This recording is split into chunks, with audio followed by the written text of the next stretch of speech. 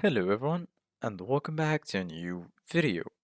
In this video, I'm gonna show you guys how you can use a coupon on Walmart's app. So if you guys want to learn how to do it, just follow the steps that I'm gonna show you. As you can see guys, I'm on this website right now where I found a guide on how you can enter a Walmart coupon. So Walmart has become part of the American pop culture, but many web shoppers are ready to pop and frustration when they are trying to use a Walmart coupon code they found online. The promotion team is quickly expanding what they offer online and continually tinkering with their offers.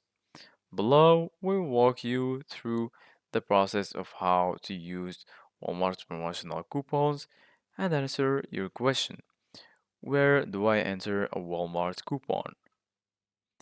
So as you can see guys right here, the first step is to add your item to the shopping cart, and when ready to purchase, click the card in the top right corner. The second step, confirm what's in your cart, and when ready, click continue to checkout. Then the next step is step 3. In step 3, you must sign in to use a coupon. Do that by signing in to your existing account. If you continue as a guest, you will not be able to redeem a coupon. As you can see guys right here, you need to click on sign in as you can see here in the picture.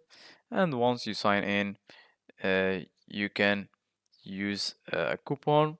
So basically guys, right here in step 4, if you are applying a coupon, then your opportunity is on the right hand side of the page as pictured below. As you can see guys, right here, you're gonna find the add coupon.